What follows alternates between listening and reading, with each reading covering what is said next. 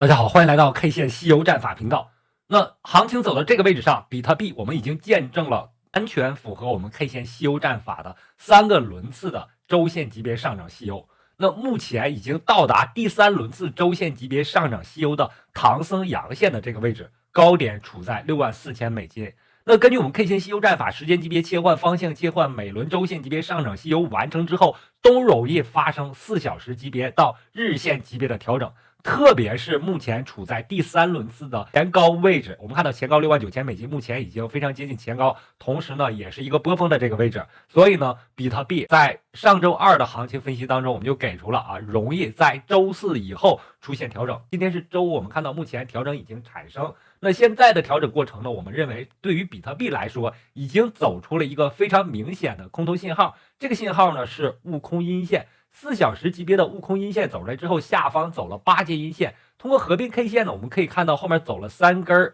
反弹的 K 线。那这3根有十字星有阳线的反弹，我们认为是对空头信号的一个干扰，对8节阴线的一个干扰。那下方呢是有沙僧阴线和唐僧阴线的一个预期的。同时呢，通过合并 K 线可以把今天产生的这根阴线作为有可能发生的日线级别下跌西游调整过程当中的一个标志性的阴线。这根阴线出现之后，下方是有机会走出日线级别下跌西游的。那么我们可以看到，行情从底部从2月26日涨上来，这个起涨位置大概是在5100美金这个位置起涨的过程，首先是一个收敛三角形，收敛三角形接近焦点的这个区域上，我们认为能够发生突破，突破之后呢，发动了日线级别上涨西游。那根据 K 西游战法呢，日线级别上涨西游完成之后，也容易发生小日线级别到4小时级别的调整。那小日线级别下跌西游已经在这个位置上出现之后呢，就有可能时间级别放大到4小时级别，最终呢可能会引发日线级别的下跌西游对称性调整。那这样的一个风险的位置，我在上周2就提示大家进行一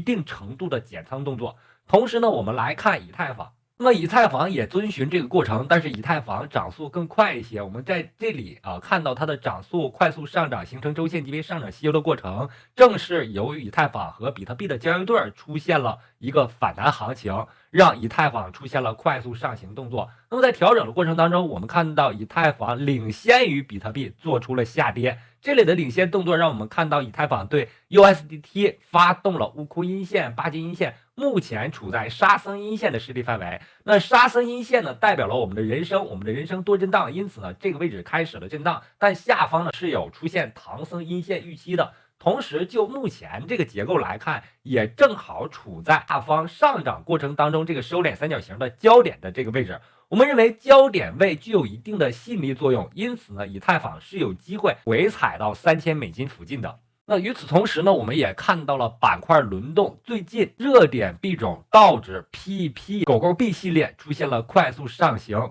我们也看到了 SOL 成为了最近一段时间的热点的主流币。那在 SOL 的上涨过程当中，我们看到连续的持续的上涨，形成了2轮周线级别上涨西游，并且目前这个第2轮次周线级别上涨西游的唐僧阳线，为什么说这是唐僧阳线呢？因为在前面行情当中，我们看到了第1轮周线级别上涨西游的悟空阳线、8节阳线、沙僧阳线、唐僧阳线之后调整完成之后，第2轮周线级别上涨西游走出悟空阳线、8节阳线、沙僧阳线组和目前的唐僧阳线。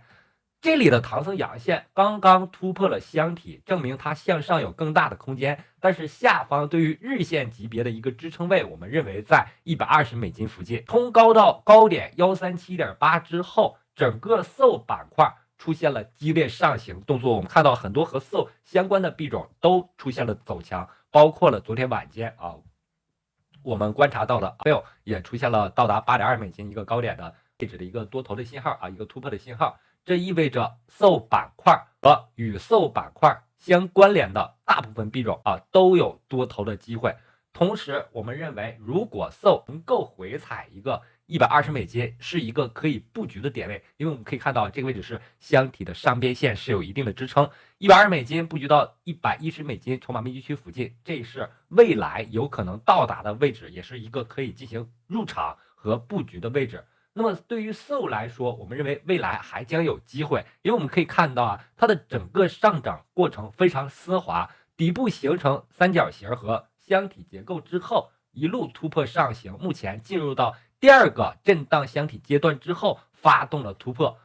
之后，目前的长生阳线可以看到是一个新的起点，周线级别新的悟空阳线。这新的起点出现之后，上方有八阶阳线、沙僧阳线、唐僧阳线的一个预期，但我们要耐心等待啊。它之前这个上涨过程完成之后，完成了它周线级别上涨细优，可能会出现4小时级别调整，回到箱体上边线到箱体中部的筹码密集区附近，是一个比较好的进场的位置。那与此同时 ，Phil 和 Soul 合作之后，我们认为 Phil 出现了一个机会。这类的机会在周线级别上，我们可以看到啊，蓝色线的5日均线已经上穿了10日均线，做了短暂的缠绕之后，正在上行。同时呢，在周线这个角度来看，